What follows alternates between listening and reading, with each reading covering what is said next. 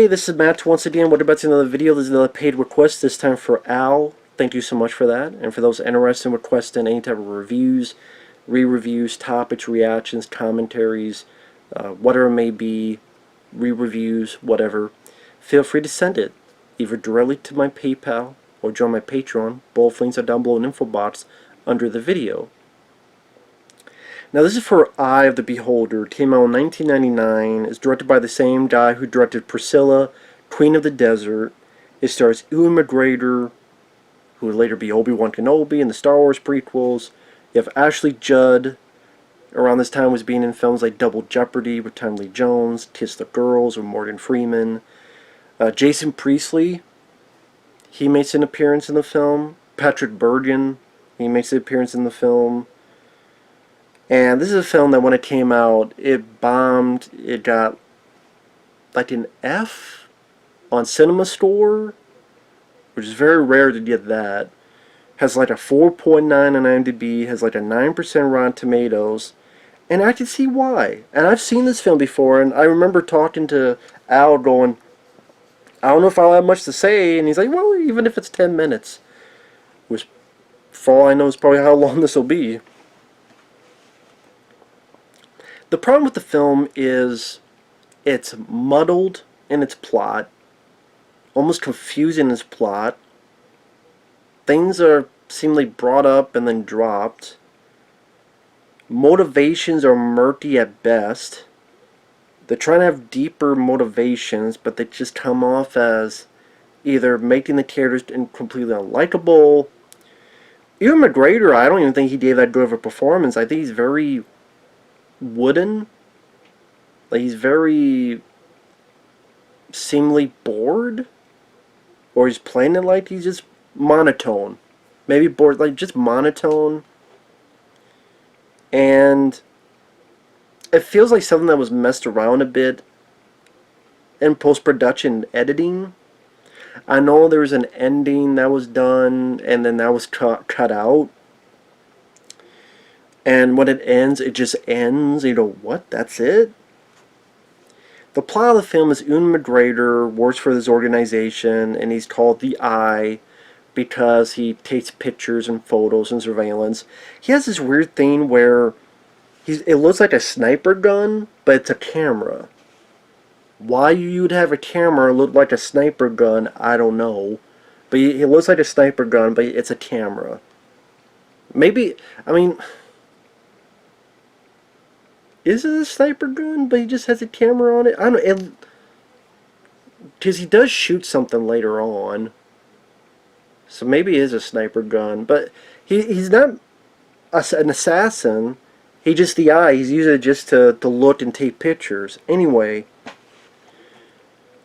there's this backstory that you kind of have to dig in to get into, that he had a wife, and his wife left him and left with his daughter, and he hasn't seen her since, and he lost his mind, so now he will talk to his imaginary daughter, and she's written to be very annoying and irritating little kid. And why this made him lose his mind? Why did in one scene, I think they try to explain why his wife left with the kid, but it seemed as if all I remember is him saying, because there's a conversation he has with Ashley Judd where they try for a couple minutes to explain these motivations, and it's not something I completely buy 100%. It just felt very wonky and murky. Because then what happens is he'll talk to his imaginary daughter, and then they made her seem so irritating that when she disappears, because he's teared, because I guess the voice tells him, if you do this, you'll never see me again. So I guess, is that Ewan McGregor psychologically going, I don't need you anymore because I have another obsession, or I don't need you anymore in my mind because I'm going to go gun over Ashley Judd? Is that like that imaginary kid then comes back later after a certain point? And he's hired to spy on someone. Ashley Judd is with this someone. Ashley Judd kills this someone. And he sees the murder happen. And his imaginary daughter keeps saying, "Don't leave her, Daddy. She's just a little girl." While Ashley Judd kills this person and goes, "Merry Christmas, Daddy." So what they're trying to do is that you have Ewan McGregor, who lost a daughter, and he's a father who lost a daughter. And Ashley Judd is a daughter who lost her father. Because her father was left, and she went crazy, and that's why she kills men, because her dad left, she hates men. That's what I mean by the murky motivations. It's not even like someone died or anything in between, tortured. It's literally, my wife left with my daughter, never seen her since, I lost my mind. My dad left, haven't seen him since, so I lost my mind, now I murdered guys.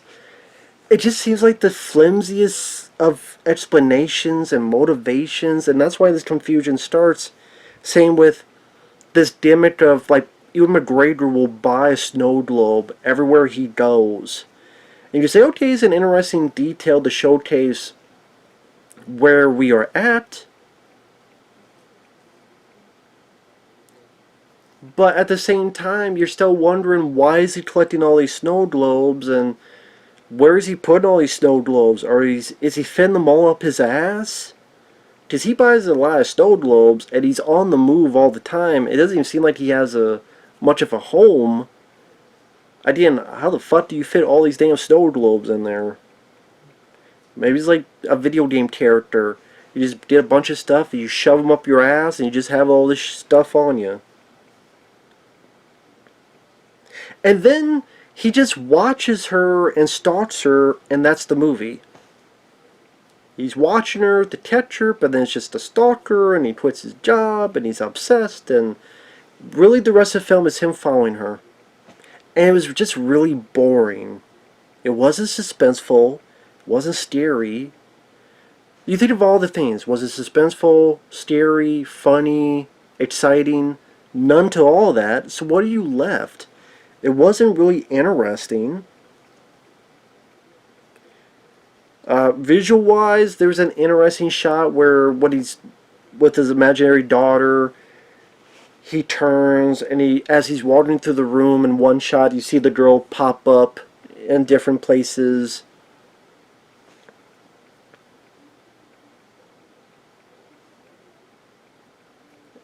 That was an interesting shot.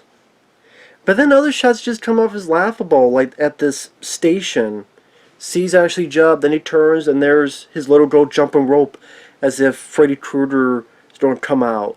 Freddy's coming for you. I was ready for the fucking Elm Street theme to pop up. And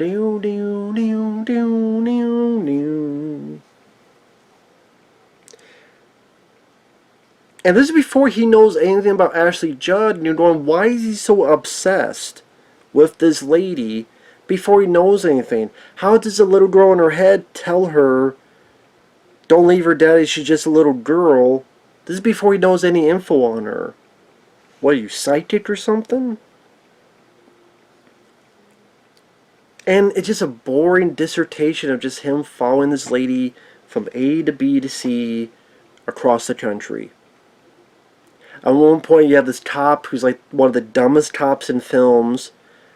Does he toss to Ashley Judd, I know where you're at, you left this behind. You shouldn't leave the scene of an accident. You got $1,000? Well, maybe we'd come to some type of arrangement. He comes so close to her. I'm like, this is a lady you think killed someone. You get this close to her. You think of having sex with her. Then she pulls out her gun and is like, come on, you don't really want to do that. You think this lady killed someone, and yet you're nonchalant with her holding a gun to you. You deserve to get shot, and he does, because he's an idiot. See, if I did an irritating imaginary daughter, like I said, motivations that don't track that well.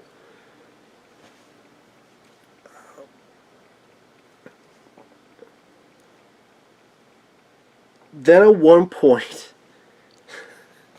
This is the thing that fucking got me. Ashley Judd falls in love with this blind guy played by Patrick Bergin. Patrick Bergin was in films like Sleeping with the Enemy with Julia Roberts. And Ewan McGregor is still watching, obsessed and watching. So, when there's a point where Ashley Judd leaves, and Ewan McGregor is thinking of warning the fiancé, he does it by running up to the blind guy, sucker punching him, beating him up, and going, "Don't be an idiot, she's going to kill you," and then runs off. Again, he goes up and sucker punches a blind guy. This is our lead character, folks. He hides, runs up, and sucker punches a blind guy in order to warn him of danger. I don't think sucker punching a blind guy is going to make the guy think, I should listen to what this guy says. Why do you go up and sucker punch a blind guy? He's blind. He's not Daredevil. Like, why didn't he just say, "Listen, that woman you're with, she's going to kill you. I've seen her kill people. Be warned." Why do you, I mean, I guess he went up and punched him because he's in love with Ashley Judd, and he's warning him that she's going to kill you. But at the same time, again, what's your motivation? You love her, so you don't sucker punch the guy, but you don't warn him she's going to kill you. Like, what do you want out of it? If you want Patrick Bergin to leave, just tell him she's going to kill you. If you hate him, okay, sucker punch him and don't warn him. And then minutes later, Ashley Judd and Patrick Bergin are ready to get married. So, Ewan McGregor shoots out the tires of the vehicle. The vehicle crashes and Patrick Bergin dies. And this is a spoiler, but spoilers from here on out. Sorry. Spoilers. So if you're to save the guy, you fucking fail like an idiot because you got the guy killed. You killed the guy. If it's just to show how crazy he's become, I guess, bravo.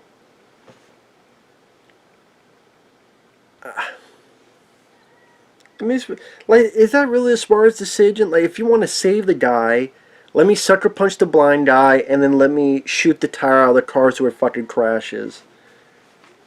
It just makes the terror seem so fucking stupid. And then it feels like the movie's going in different directions. Then Ashley Judd's in another area, and there's Jason Priestley, who beats her up, ready to drug her, have his way with her. Then Ewan McGregor beats Jason Priestley up, puts him in a trunk of a car, and then does this weird thing where he puts him in the trunk of a car, then he puts something on the gas so the car just goes in circles. I mean, when people ever find that car, they still don't think Jason Priestley was murdered because they're, okay, this guy isn't going to lock himself in the trunk of his vehicle and he looks like he's been beaten up and there could be DNA evidence showing you did it. So I don't know why you didn't just kill Jason Priestley outright or whatever. And then that's a car you could have used because you get back, you walk back. Then you want to talk to Ashley Judd. Then someone goes, "Oh, Ashley Judd left." And then you're running down the road. And I'm like, "Hey, Ewan, that car that you fucking left behind, you could have used that car, you fucking moron." Just, Ewan McGregor just doing a lot of stupid stuff. And still not understanding 200%, okay, your wife left you and you lost your mind. There's nothing more to it than that. I still don't understand why, because Ashley Judd's, her dad left her, so I guess she hates men, even though she seems like she misses her dad a lot. So it doesn't seem like she hates her dad. Whatever.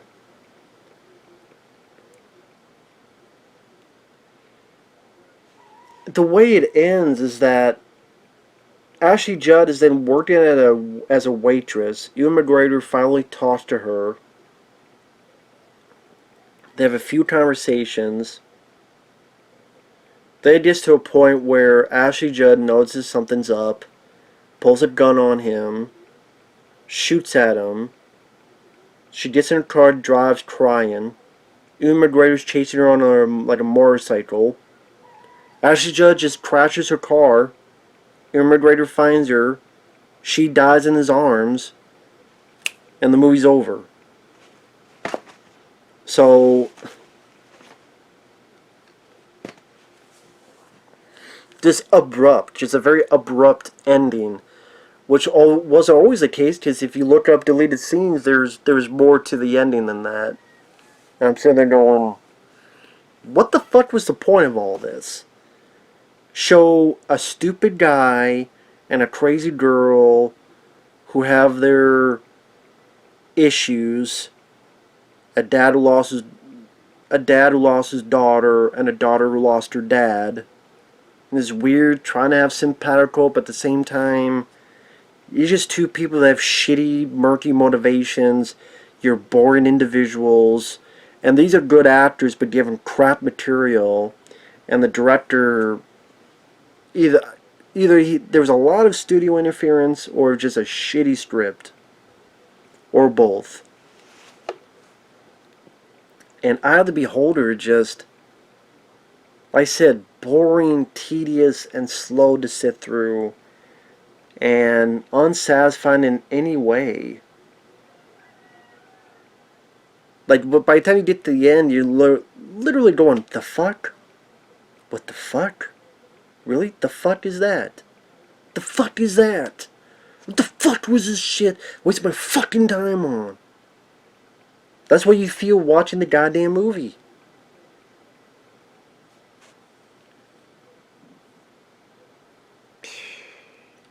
No suspense, no interest, no intriguing, thought-provoking storyline. Just bad, idiotic motivations. I'm gonna warn the fiance, so let me shoot out the fucking his car wheel. Or I'm gonna go sucker punch a blind guy. Yeah, again, and you just say, well, because he's in love with the girl, doesn't want her marrying him, and it's like, well, you don't think there's any smarter ways to do it? I felt like, what the fuck is this movie going? And the whole Jason Priestley bit felt like it was a different movie. I don't know. Anyway, Eye of the Beholder. There's a reason why this film bombed. There's a reason why this film gets low rankings. Because it's fucking rotten to the core. Easily one of Ewan McGregor's worst films. By far. I mean, fuck, it says something that I would rather watch Birds of Prey, where Ewan McGregor was in. I would rather watch that piece of shit than watch this film again. That's just me. So with that said, thanks for watching. We'll see you guys later. Bye-bye.